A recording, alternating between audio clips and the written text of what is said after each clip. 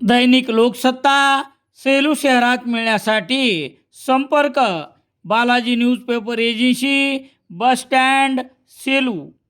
सेलू तालुक्यातील आहेर बोरगाव सातोना रस्त्यावर अवैध दारू विक्री करणाऱ्या त्या उद्देशाने घेऊन जाणाऱ्या एका 38 वर्षीय इसमास उपविभागीय पोलीस अधिकारी दीपक कुमार वाघमारे यांच्या मार्गदर्शनाखाली पोलीस उपनिरीक्षक दिगंबर दहिफळे, पोलीस हवालदार सुनील घुगे, पोलीस शिपाई नरसिंग शिलाळे, पोलीस शिपाई पंकज आगाशे यांच्या पथकाने ताब्यात घेतले असून 15,360 रुपयाची दारू आणि होंडा शाईन कंपनीची दुचाकी किंमत 50,000 रुपये असा 65,360 रुपयाचा मुद्देमाल जप्त करण्यात आला आहे.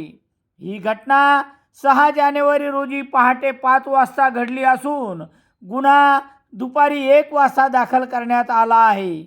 याबाबत पोलिसांनी दिलेली माहिती याप्रमाणे: सेलू तालुक्यातील आहेर बोरगाव सातोना रस्त्यावर हिरो होंडा शाईन दुचाकी क्रमांक MH22 BE 6234 वरून बालकिशन पिराजी साळवे वय 38 वर्ष हे 6 जानेवारी रोजी पहाटे 5च्या सुमारास 4 बॉक्समधून देशी दारूचे 4 बॉक्समधील बॉटल किंमत 15,360 रुपये, दुचाकी किंमत 50,000 रुपये असा मुद्देमाल बाळगून विक्री करण्यासाठी नेत असताना पोलिसाच्या पथकाने ताब्यात घेतले असून पुढील कार्यवाहीसाठी सेलू पोलीस ठाण्यात आणण्यात आले.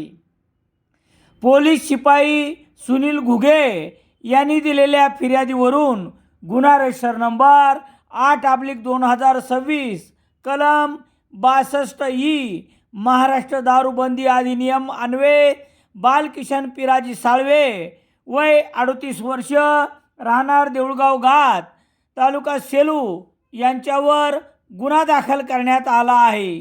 पोलीस निरीक्षक दीपक बोरसे यांच्या मार्गदर्शनाखाली पोलीस हवालदार ज्ञानेश्वर जानगर पुढील तपास करत आहेत.